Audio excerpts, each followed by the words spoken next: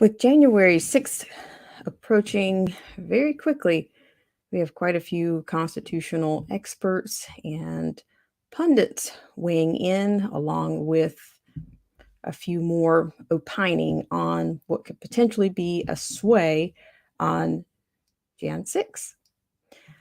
More to come.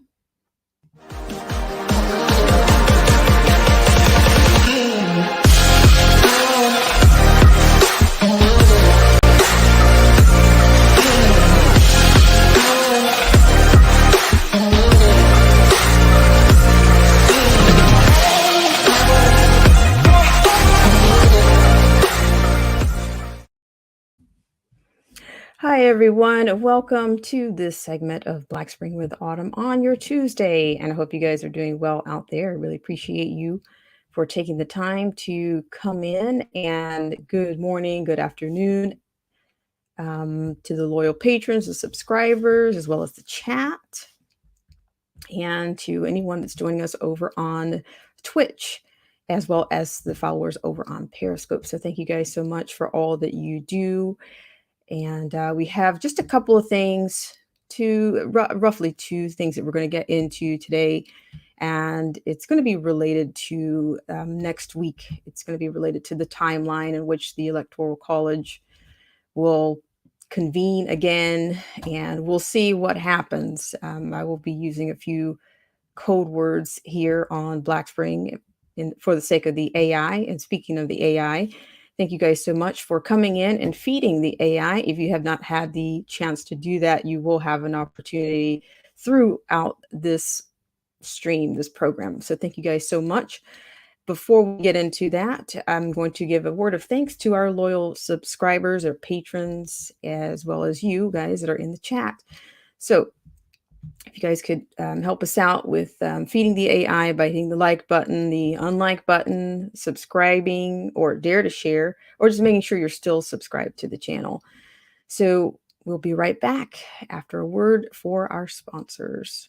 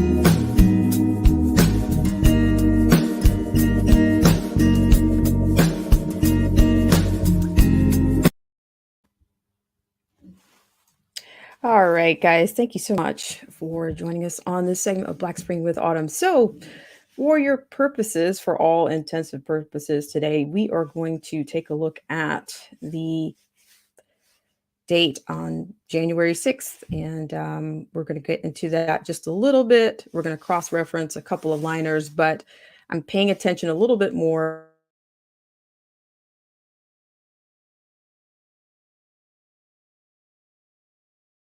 are not only opining, but it looks like they're trying to lend some type of advice. I'm not sure if it will be accepted, of course, because, this is a very touchy situation, and I will say, but not say. I'm sure hopefully you'll be able to pick up what I'm putting down before the end of this stream. So thank you guys so much for all that you do.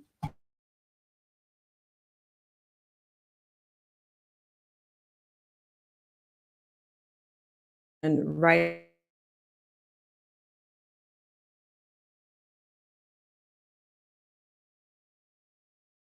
Good afternoon to you, Philip J. Turner, Steve Willis, as well as, of course, Anarchy Television. So our first liner and our most documented lines are going to come from our friends at the JBS. So we're going to have a word for our friends at the JBS, and then we're going to jump right into this presentation. Thank you guys so much. This segment of our show is brought to you by our good friends at the John Birch Society. Less government, more responsibility, and with God's help, a better world. The JBS is a constitutional and educational organization that's been around for over 60 years, dedicated to upholding and defending the Constitution and working to preserve our freedoms and liberties in this country. The JBS does not endorse any political party or candidates. Rather, it focuses on the education, training, and development of the American voters.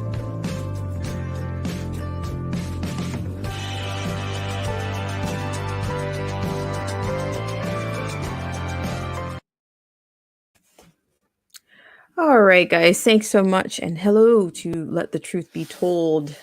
I will try to make that better as time goes on. We'll see. Thank you for that information. Let the truth be told. But what I have done here is something a little bit different this morning or this afternoon, wherever you are. I want to get into this particular liner, and it actually comes from, of course, the TNA. And we'll see what happens. This is, of course, very provocative in the times that we are in. But this says it's entitled, "Could Mike Pence decide the E word?"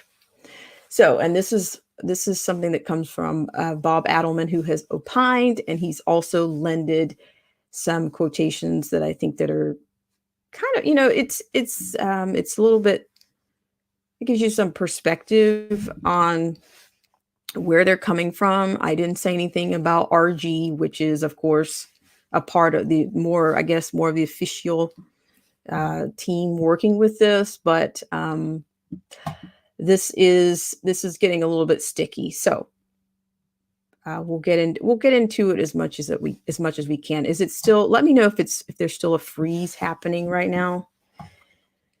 I've had issues with freezing before.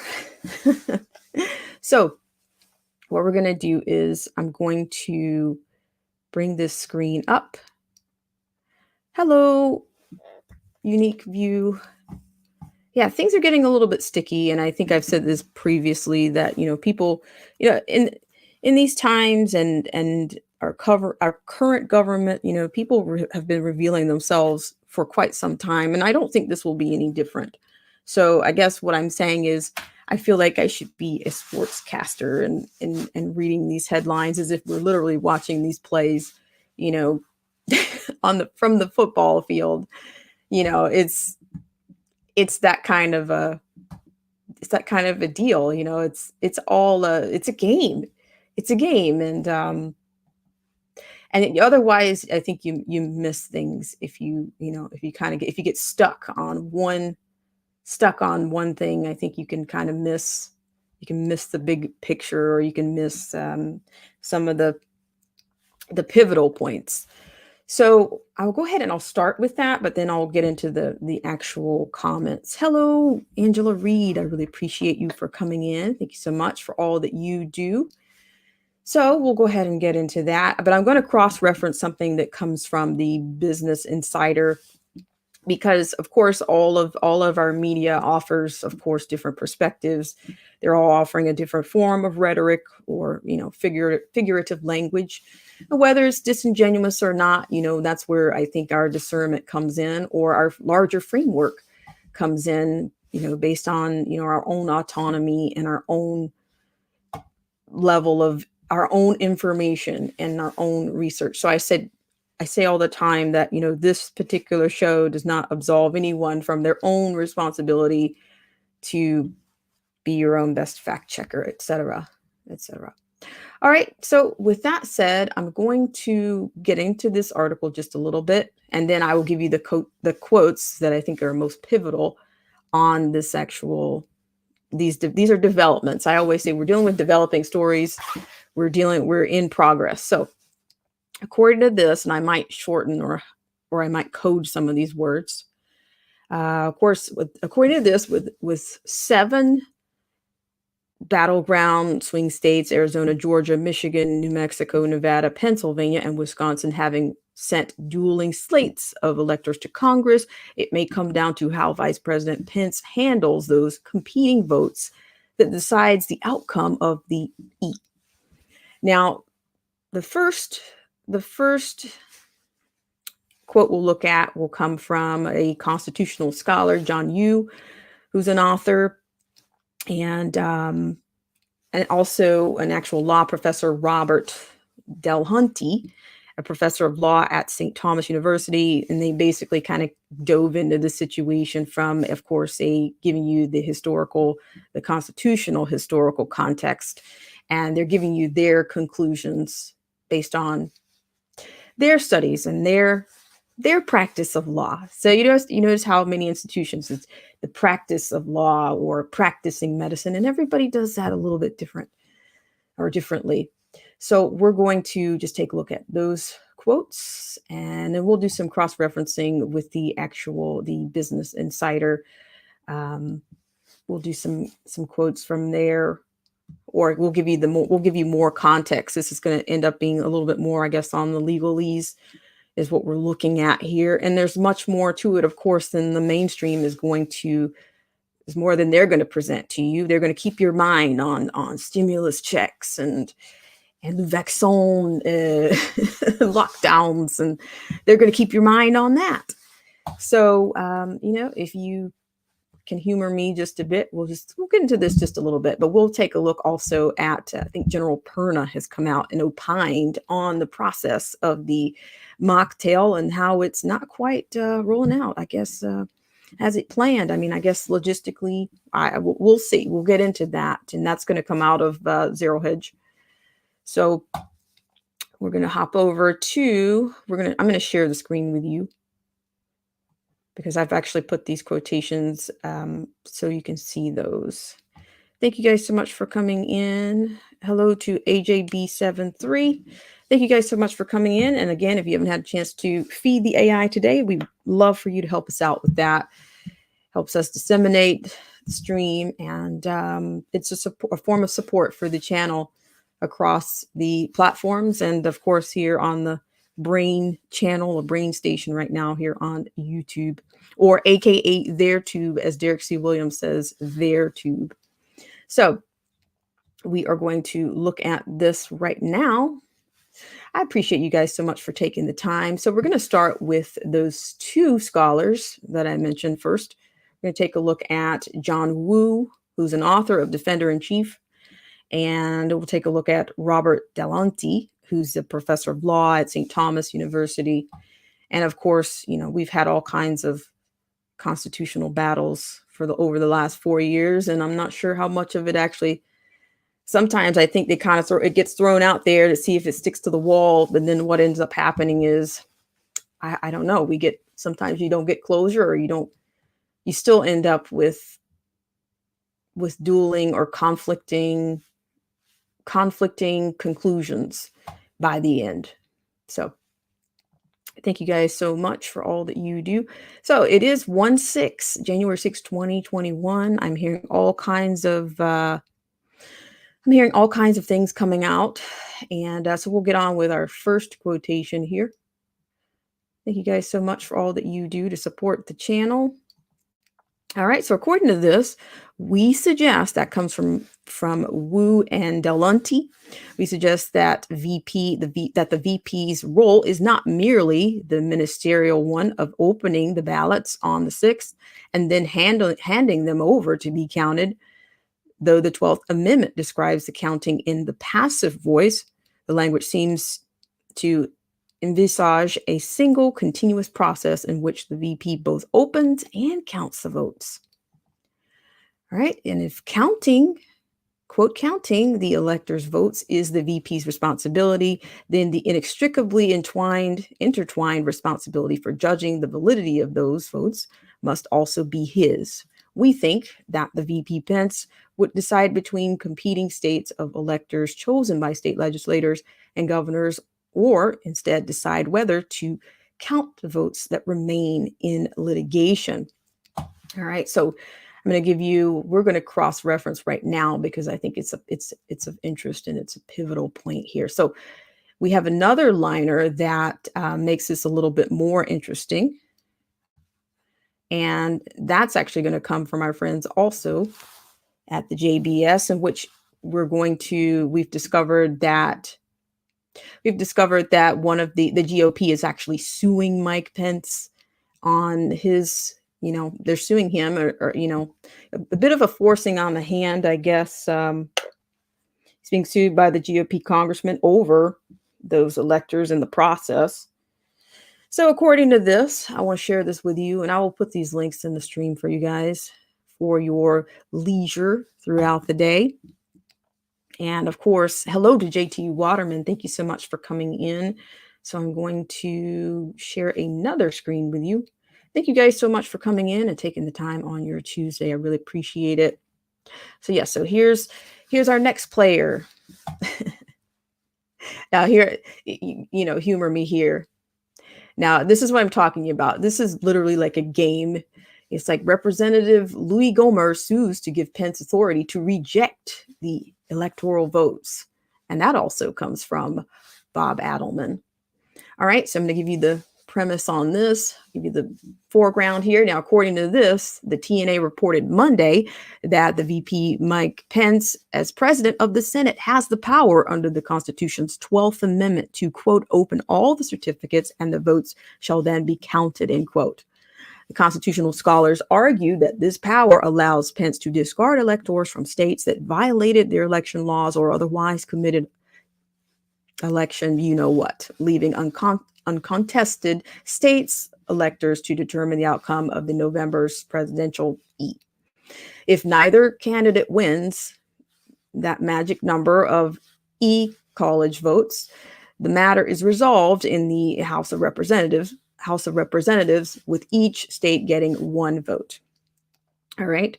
The only thing is standing in the way of Pence performing his constitutional duties, however, is the 1887 Electoral Count Act.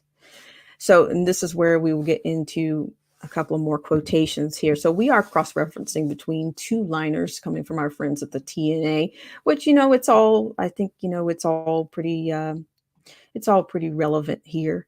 But we're just, I think everyone is, not everyone, those that are, a lot of people think this is really over. And I don't know what to, I don't know how to support anybody that's just choose not to be, informed or to keep up with what's going on. I get it.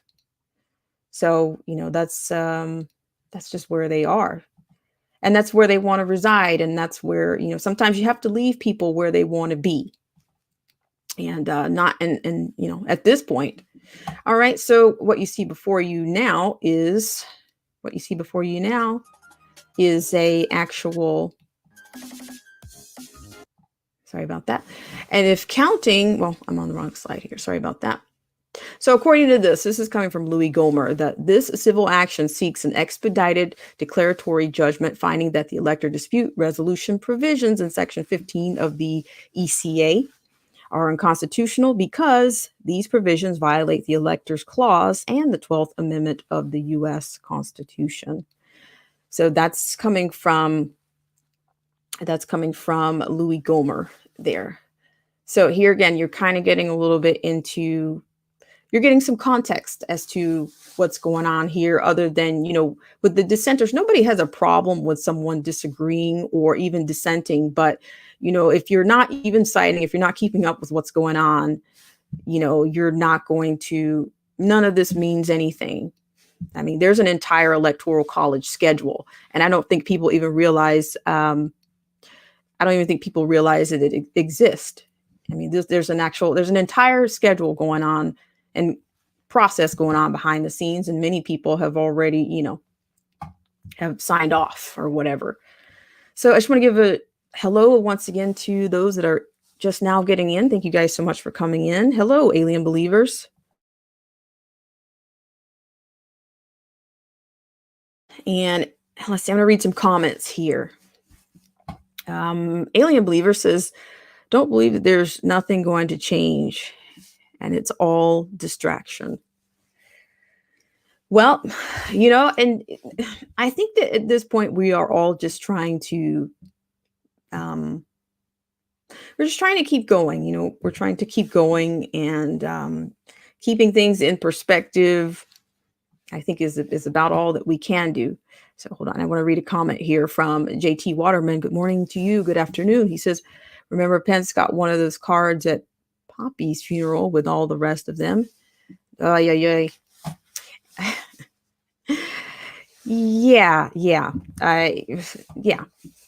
It's deep, okay? I'll say that. It's deep to say the least. And I have a comment from Angela Reed. Thank you so much, Angela Reed, for coming in. And she says, "You can lead a horse to water."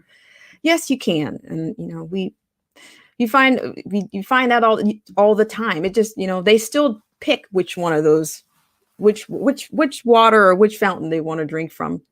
That's the thing. They eventually choose one, but unfortunately, it's the wrong one many times, or they're just not informed. They don't have enough. They have nothing to draw on. So we have another comment. I'm going backwards a little bit. I'm sorry, JT Waterman. I should have read this a little bit more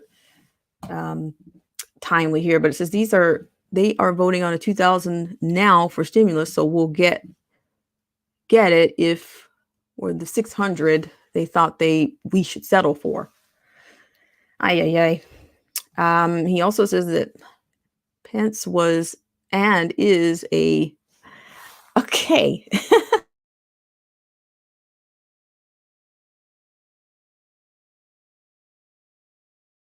I mean, I think I'm dealing with some buffering that's par for the course around here, but some of the other, I'm trying to sidestep some of the landmines here. All right. So, all right, we're going to keep going. We're going to go back to I know we're jumping around a little bit here, but I just wanted to give you some things that I think that are well documented. And, I trust my vetted source very much between the TNA and the JBS. So we'll finish up these liners, and then our final liner will be will take us back to the stimulus. That pesky old stimulus, I tell you, we always seem to be, they have to be the absolute worst negotiators. I mean, it's yeah, I don't know. The crumbs, we're getting crumbs. Oh my gosh, JT Waterman. You have my apology. Sincerest apology. Bad of me.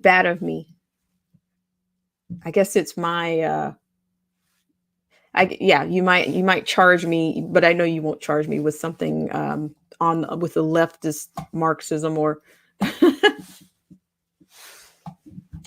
please don't charge me. Okay, so we're going to get back to that one. So I know we jumped around a little bit today, but I think next week it'll just be, get the popcorn by this time next week. So of course you have a few more. Now this is one of the other points that I just wanted to go into just really briefly. So it says that this John Yo seeks to allay concerns that the VP all by himself could determine the outcome of the election. Quote, check on error or fraud in the count is that the VP's activities are to be done publicly, quote, in the presence of Congress.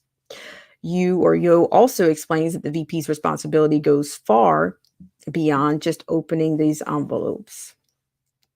All right, so you've got that there, and then you have take just one more from Edward B. Foley, the associate law professor at Ohio State University, who confirmed that Pence has the power should he care to use it. Now you see, that's pretty, that's conditional. Should,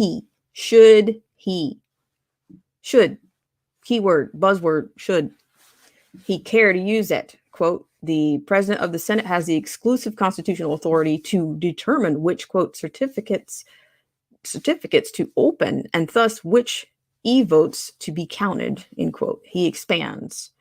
This interpretation can be can derive support from the observation that the president of the Senate is the only officer or instrumentality of the government given an active role in the process of opening the certificates and counting the e-votes from the states. The Senate and the House of Representatives on this view have an observational role only. The opening and counting are conducted in their, quote, presence, end quote, for the sake of transparency. But these two legislative bodies do not actually take any actions of their own in this opening and counting process. How could they?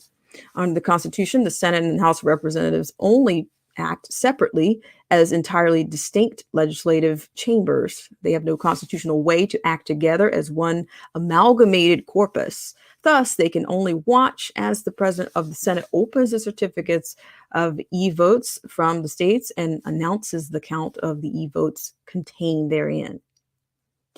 All right, and so we have just an opining note here from Ted Knoll, writing at the American Thinker, who imagines the following scenario taking place on Jan 6, with VP Pence gavels the joint session to order and then says, quote, in my hand are envelopes purporting to contain e-votes from Georgia. They are competing for consideration, so it is essential that I consider the law that governs this. That law, according to the legislature of Georgia and Article 2, Section 1 of the U.S. Constitution, is the Georgia statute that includes procedures for signature matching on absentee ballots, a requirement that all absentee ballots be first requested by a legitimate voter, and that election monitors be meaningfully present at all times while votes were counted. The Georgia Secretary of State, who is not empowered by the U.S. Constitution to make changes to election law, entered into a consent decree that gutted these protections enacted by the Georgia legislature. These processes that he prescribed and were ultimately followed were manifestly contrary to the law. Further, the state of Georgia is in unprecedented concert with other states, suspended counting of ballots in the middle of the night, covering its conspiracy with a false claim of a, quote, water main break, end quote. We now know from surveillance video that many thousands of, quote, ballots, end quote, were counted unlawfully in the absence of legally required observers. And finally, the state of Georgia, under the authority of the Secretary of State, Brad Raffensperger, a non-legislative actor, used fatally flawed Dominion voting machines that have been demonstrated to be unreliable. In testing, the error rate of the D machines has exceeded 60%, far in excess of legal limits. They are designed to facilitate the F word without creating the legally required paper trail. This alone is far more than enough to, you know what, the E. Since the state of Georgia has failed to follow the election law established by its legislator under Article 2, Section 1 of the Constitution, it has not conducted a presidential E. Therefore, no, quote, presidential electors, quote, end quote, were appointed in Georgia. Further, electors certified by non-legislative actors pursuant to this process are in fact not, quote, presidential electors, end quote.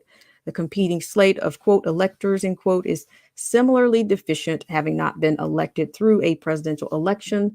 Therefore, the chair rules that Georgia has not transmitted the votes of any presidential electors to this body. Georgia presents 0 votes for DT and 0 votes for the big guy, Biden. And finally, the VP could then follow the same procedure for the other 6 contested swing states, given DT the magic number electoral college votes from uncontested states to the big guy's uncontested votes. Since neither candidate would have the necessary EC votes to be declared the victor in the scenario, the E would be thrown into the House of Representatives, where each state is allowed 1 vote according to the delegations sent by state legislatures. Since 30 states are controlled by the Republican majority legislatures, many assume T would easily win such a House vote. So that comes from our friends at the JBS. All right, so Alien Believer says, is America shot down like Canada? I presume that's the Canadian flag there. All right, so the final, the final slide that I have for you let's see. Anarchy Television says the 12th Amendment in Article 2, Section 1. And the Believer says, meaning that have to stay home except for important reasons. All right. So what I thought was finally, what the final extraction from this was on one of these other scholars here, that this is from Yo and Delonte, that Pence's responsibility is clear, that a lawful valid vote is one that is cast by an eligible, properly registered voter as prescribed by the state legislature. It is a vote that is cast in a timely manner and in a proper form, also as prescribed by the legislative body. Any process that does not follow these rules is not an election, and anything that proceeds from it cannot be regarded as being lawful. This is the legal doctrine of, quote, the fruit of the poisonous tree. Thank you so much, guys, for tuning in. Sorry about that. Hope you guys are doing well out there. I appreciate you guys so much for tuning in. So I think it'll be fully loaded landmines as per usual. But I thought, I'm sorry. I think I missed that, your question. You said, we are waiting for your answer to my question. Okay, I'm going to scroll back up here. All right. Okay, so JT Waterman says, charge you. I will charge you to keep doing great shows. Oh my gosh, JT Waterman, you're fantastic. I thank you so much for your words of encouragement and support around here. Yeah, I'll take that, because I'm like, please don't accuse me of making you a victim of the patriarchy or any of these other neo-Marxist schools of thought. I don't know if I can take that, JT Waterman. I'm hiding under the an awning of being a woman, so don't charge me. So what I'm going to do is we're going to go to the next.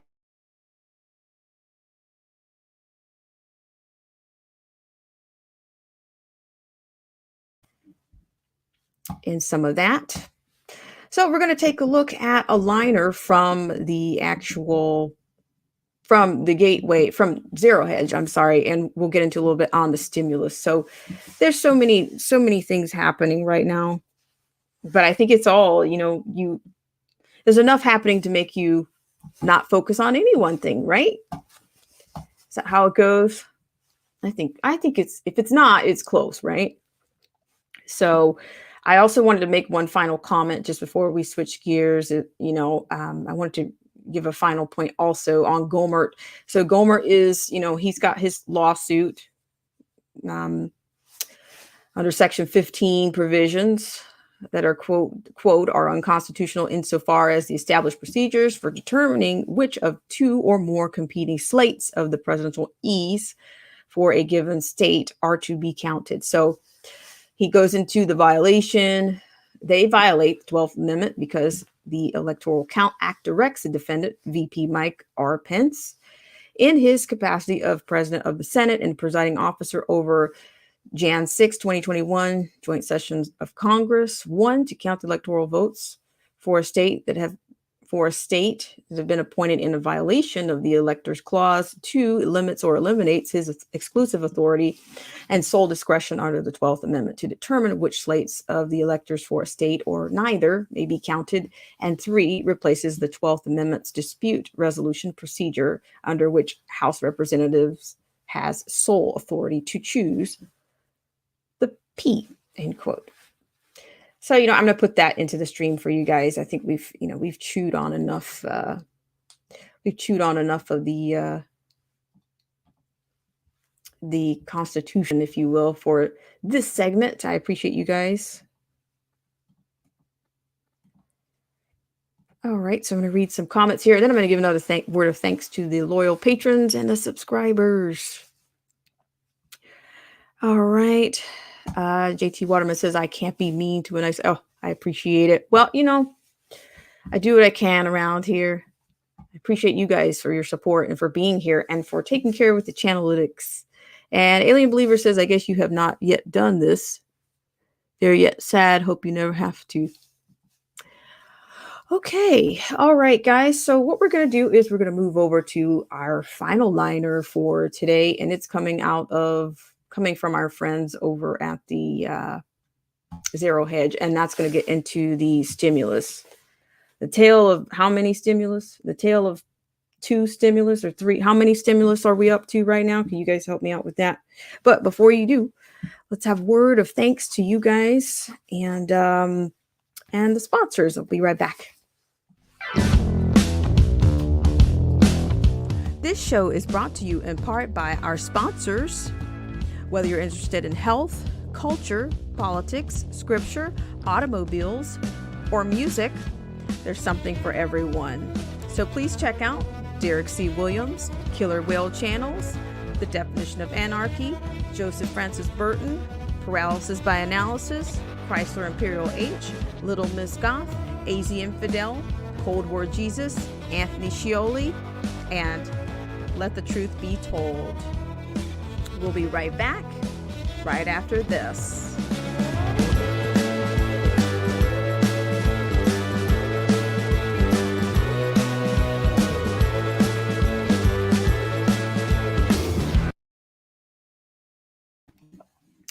All right. Thank you guys so much once again. So I'm going to take you over to our third liner. So the thing about it, I'm not, I every now and then I will give some information or some context to some of these entanglements, because we know by now that this Congress is very well entangled, whether you want to say from the foreign entanglements, fiscal irresponsibility, what can I say, transfer of power. I mean, these things happen regularly, and that's all a violation of their oath of office. So nothing surprises me anymore. I think it would be disingenuous for me to clutch my pearls, as they say, every time something happens, because I wish they haven't done like an average rate, but most of the Congress, they vote outside of their oath of office regularly.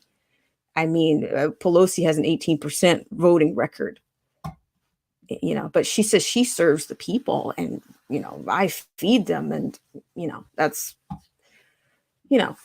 that's what she does. So I really appreciate you guys for coming around, and yes, thank you guys so much for helping us out with the Channelytics. So this is taking us into another play. So I don't know. Humor me for a second. McConnell blocks Schumer's attempted fast track $2,000 stimulus checks. So I like I said, it just seems like this is some type of a football game, and it's every day there's a different play being played, and where's the interception going to wind up? Excuse my technical football education, but that's what I'm offering here. Appreciate you guys. Let's see. Anarchy Television says, I'm non-essential. I don't get stimulus. Well, that's not true. You cannot be non-essential. Not on this channel. Everybody's essential on this channel. And the AI might not like it, but I don't care. You're essential around here. Everybody's essential. All right, so JT Waterman. All right, so I'm going to keep going here. So let's get into this one just for a bit. Thank you guys so much for tuning in to this segment. All right, according to this, now this is the pen guy, Tyler Durden, or who knows. All right, so according to this, Senate Majority Leader Mitch McConnell, Republican of Kentucky, has blocked an attempt by Minority Leader Chuck Schumer, Democrat of New York, to force a unanimous consent vote on bumping direct checks in the pandemic relief bill from $600 to $2,000. Schumer was attempting to fast-track the bill, which was passed by the House on Monday with the support of 44 House Republicans. According to CNBC, McConnell reconvened the Senate to override President Trump's veto of the annual National Defense Authorization Act, which Senator Bernie Sanders, an independent of Vermont, said that he would block unless the chamber holds, quote, an up or down veto to provide the working people of our country a $2,000 direct payment. Why does this sound like a UBI? And, I don't know if you guys remember. We'll get into that later, but I'll keep going. Keep going here. If the full Senate considers the stimulus check legislation, all 48 Democrats and independents who caucus with them would likely vote for it. It would then need support from 12 of the chamber's 52 Republicans. Now, that's your quote coming out of, that's an insert from CNBC. Yeah, CNBC. All right. So continue here. But we got to play here. According to this, an update. Senator Josh Hawley, Republican of Missouri, is pushing for the Senate to vote on and pass the House bill to increase the stimulus checks from $600 to $2,000. Quote, "We've got the votes. Let's vote today," end quote, he said in a Tuesday tweet. So tweedle from Josh Hawley. So you're seeing the interaction here, and they're like quoting this from the Daily Caller. Of course, this is the Georgia Senate races. That's pretty anticipated as well. So you see, you have all of these developments and all of these things in motion right now. Senator Loeffler and Perdue are both in for the $2,000 stimulus checks. So yeah, I'm not talking about fiscal responsibility at this point, because it's just to be a moot point. I'm just not. I'll just keep going here. So, hope you guys are doing well out there. So we'll finish that one up in just a second. But thank you guys so much for tuning in. All right. So we'll see what happens. So according to this, the Senate Republicans are facing an optics nightmare after 44 House Republicans joined 231 Democrats on Monday to pass a bill which would increase stimulus checks from $600 to $2,000. The move, staunchly opposed by Senate GOP leaders, followed President Trump's surprise demand last week that lawmakers include the increase in a $900 billion package, which he ultimately signed instead, calling on a separate bill to boost the payments. All right, quote, "The House and the President are in agreement. We must deliver $2,000 checks to American families struggling this holiday season," end quote, said House Speaker Nancy Pelosi in a tweet, according to Bloomberg. And so, with Democrats, Trump, and nearly 25% of the House GOP endorsing the increased payout, Senator Majority Leader Mitch McConnell, the Republican of Kentucky, is now in the uncomfortable position of denying Americans a hefty stimulus increase after the same Senate approved a $1.4 trillion appropriations package, which was full of pork.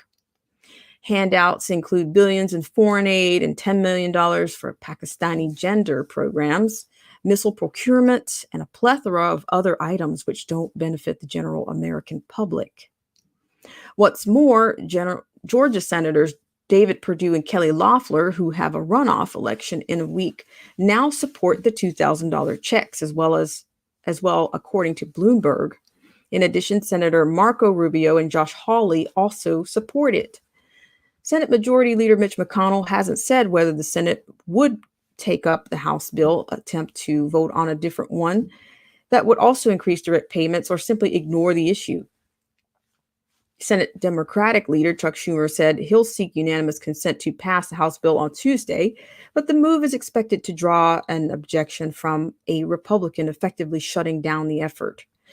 Much depends on whether the president moves on from the issue or uses it to attack Senate Republicans. Now, that's a quote coming out of Bloomberg. As Bloomberg notes, Trump pushes for $2,000 checks.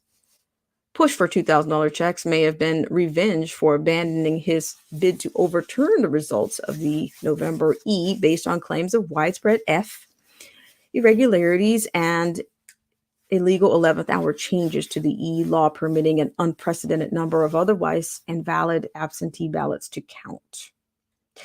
Quote, "Give the people $2,000, not $600, end quote. Sorry, said Trump on Tuesday morning, adding, quote, "They have suffered enough from the CV." All right, so according to this tweet, that tweet actually came from DT's page. McConnell, meanwhile, is expected to discuss the matter when he opens the Senate for debate Tuesday afternoon, as the chamber will likely need unanimous consent to be both over to be both override Trump's veto of a defense bill, as well as bat down the $2,000 checks, which is unlikely to happen anytime soon. If that's the case, the matter may fall into the hands of a big guy administration, particularly if Democrats win in the Georgia runoff on January 5th, which will hand the Senate to the Democrats. In addition to boosting the checks to $2,000, the House bill expands the number of people eligible to receive them, including child dependents. Currently, one child of adults under the income caps qualify. The nonpartisan Committee for Responsible Budget estimates that the bigger payments would raise disposable income in the first quarter to as much as 25% above pre-pandemic levels. The legislation would produce an additional 1.5 in GDP output, but not all of the growth would occur in 2021, according to Mark Goldwine, an economist who co-authored the CRFB projections. But many Republicans opposed stimulus payments larger than the $600 in the existing law, in part over concerns about the price tag. Bumping the payments to $2,000 would cost roughly $463.8 billion, according to the estimates by the staff of the Joint Committee on Taxation. Now that's coming from Bloomberg. Quote, I worry that this whopping $463 billion won't do what's needed, stimulate the economy or help workers get back to work, end quote, said Representative Kevin Brady, Republican of Texas, for the House vote, adding, quote, it's hard to stimulate the economy that is locked down by local politicians.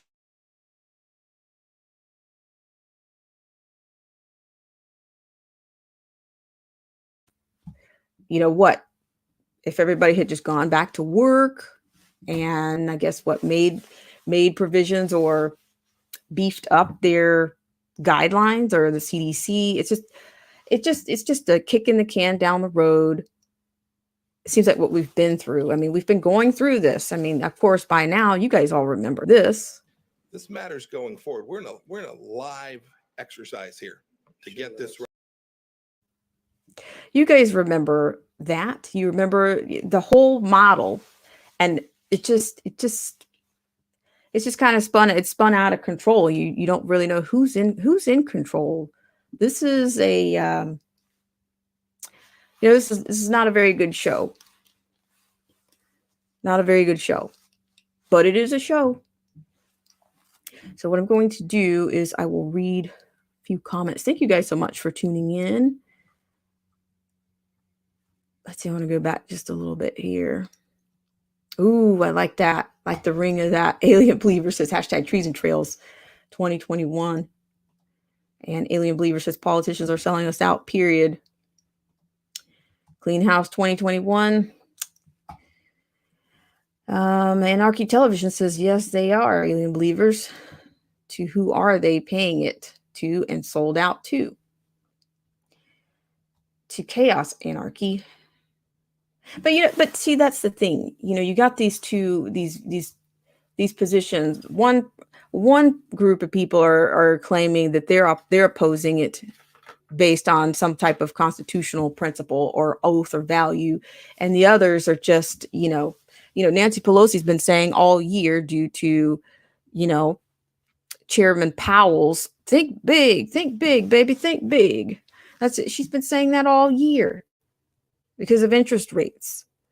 But then it just never, there's no consistency, but you're still, you'd still rather those payments go into your foreign entanglements and your projects rather than it going to the people. So it's not convincing on either side is my issue. And I don't know how can you clean corruption with corruption? You can't, is it possible? How is that possible?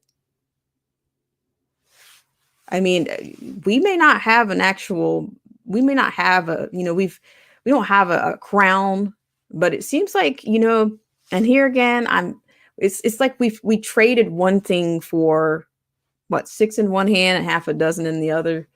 You trade one tyrant for about 500 tyrants that actually end up acting like a monarchy. And they are not negotiating anything in our best interest. They transfer power. They've got more. To me, the Congress has more power. They've got a lot more power than the president, and they know that.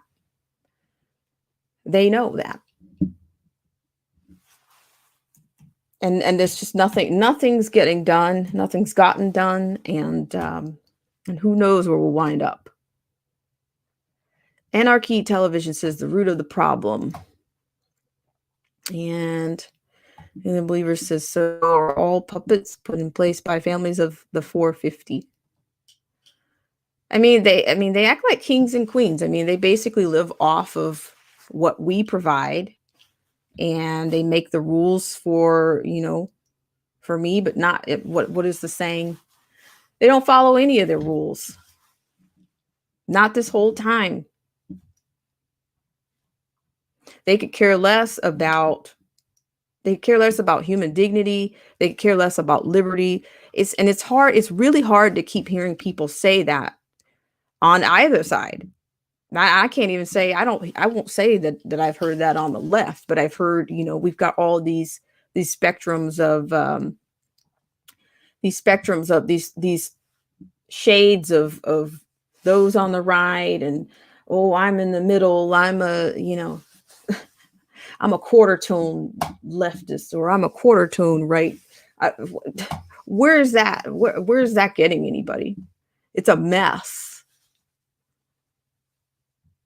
It's a top heavy mess. We are being governed from top down, people. So I don't wave anybody's flag. I'm not wearing any team colors. Not here. But I thank you guys so much for coming in. There's R. Jones. R. Jones, thank you so much for coming in. And R. Jones says, so all of us are either on the side of the right or on the side of corruption. If there's a doubt or questionable motives, it is not the side of the right. Let's see, Steve Willis is here. He says, stop funding this garbage. We all have the power to do that. Right. Okay. So I thank you guys so much for coming in. So we're probably going to round this one out in under 8 minutes. We will be done for this segment. I really appreciate you guys. So who knows what will come out for the rest of the week. It's a gumbo, as I say all the time. It's a storm. And where will we wind up? I don't know. I just say take cover and keep the faith is what I do. Well, the debt for one, Anarchy Television, right on. That's the thing about, if our deficit is bloated and out of control, how is it that we keep putting these kinds of packages on the floor? How is that? You see, it's just way too many contradicting people talking out of both sides of their mouths. And that's why I think a lot of people are just, they look away. They've become desensitized. They are just not listening anymore. And I'm not saying that's the right thing to do, but that's why people don't want to deal with it. They don't want to deal with it. But that's a tough place to be in too. That's not necessarily a good place to be in, but that's where many people are. And JT Waterman says Jumbo is good stuff for a meal. All right, I'm coming in on the tail end of somebody's comment there. So actually, since I have about 5 minutes, I will open this. I'll send the link for you guys right now, and then I will give. If no takers, I'll give some final words and thank our sponsors, and I'll get you guys going on your way. So yes, thank you so much, and you guys should check out. You guys are all great content creators and great supporters. Anarchy Television does an absolute lovely job on his channel, and it's very inspiring, Anarchy Television. And yes, we really appreciate you. And JT Waterman, thank you so much for coming in. Alien Believers, thank you so much. And Steve Willis, R. Jones. But the thing about it is, I just think it's just an ultimate, the overarching plan is more aligned with the UN agenda. It's not, these aren't, that's where they get their agendas from, on the left and the progressives. It's all pumped right out of the UN. I mean, has nothing to do with the American people or with freedoms, or it's actually quite the opposite. It's very Orwellian. It's the opposite. It's just dark, really dark, dark days, dark times. And it's just, I think people are losing, we're losing our humanity, I think, in many ways. And we're being depicted as something that needs to be sanitized, or literally sanitized on social media, sanitize our hands, sanitize our faces, sanitize, scrub, get on our knees and scrub our ankles, because we're human beings, right? And I've told you guys before, there are people out there that believe that human beings are the problem, but not all human beings. It's, I use the word sometimes peasants around here, and I hope that's not too harsh for anybody, but, I just, that's what it seems like at many times. And let me read a couple of comments here. Nothing new under the sun, right? R. Jones says exactly, the UN through and through, disgusting. Well, the other thing was this UBI. If you guys can go back just to the primaries, in which you heard Andrew Yang talking about a universal basic income. They basically all had a piece of the agenda across the stage. There were about 20 candidates. There were about 20 candidates that we had to endure that whole time. And they all delivered a piece of what Biden's Build Back Better. That comes from the UN too.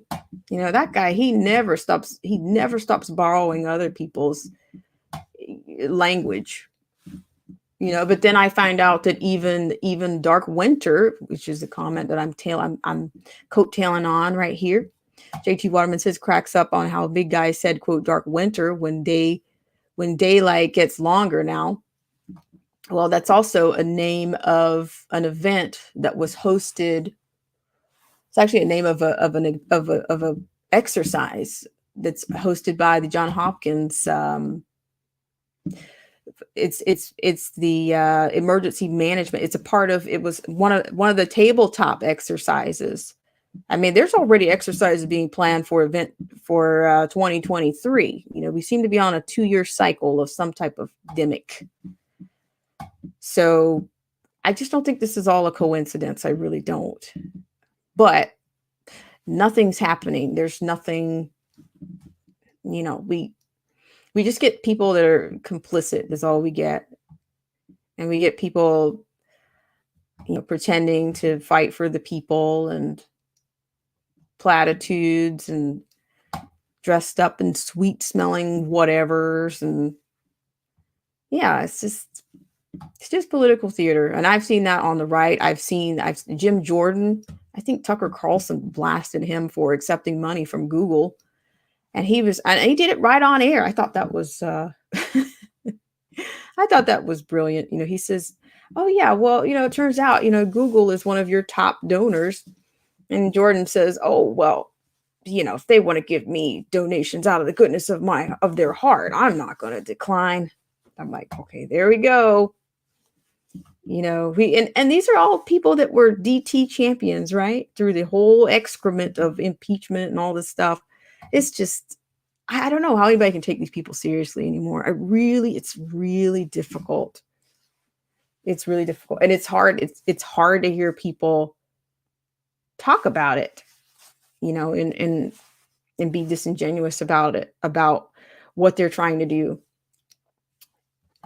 So I thank you guys so much, and we are under 60 right now. So I thank you guys so much, and looks like we're gonna go over. I'm gonna do a final word of thanks to the sponsors, and I'll be right back for some comments and final thanks. And you guys have a great Tuesday. I'll see you right back here.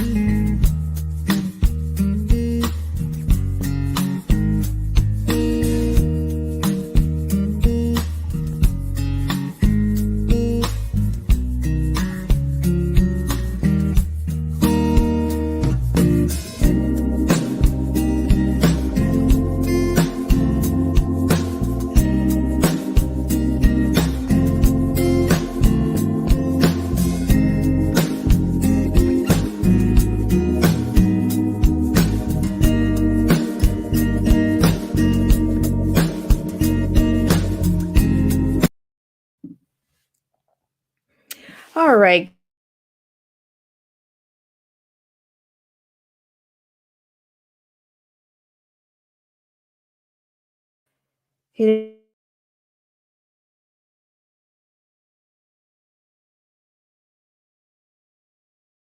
Much alien believers. Thanks so much, JT Waterman. R. Jones, never a hair out of place. Thank you. And we have Anarchy Television. Thank you so much for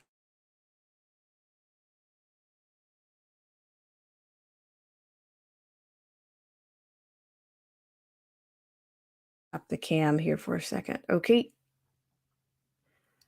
Looks like I'm a little bit repeating names, but Angela Reed, thank you so much for coming in earlier. I really appreciate it. Unique View, thanks so much for coming in. AGB 730, thanks so much for coming in. Let the Truth Be Told, I really appreciate it. Philip J. Turner, and I want to put that comment out there. Philip J. Turner added earlier that only God knows what's next. You got that right. Unique View and Tina Hardman, I thank you guys so much for taking the time to come out, because why? I say you have choices. I really appreciate it. So let's see if I'm still freezing. Yikes. R. Jones for the final comment says, so we are humans made in the image of God. We are eternal souls. They are neither and want what is our birthright. They cannot obtain it. So they are they're getting ticked off and are very agitated. I can see that. I agree. It's very sad. It's very dark to see, but it's very real to see. So I thank you guys so much for all that you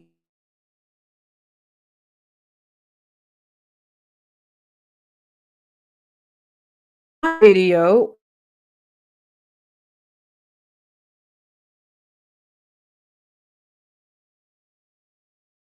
So thank you guys so much and have a great rest of your Tuesday.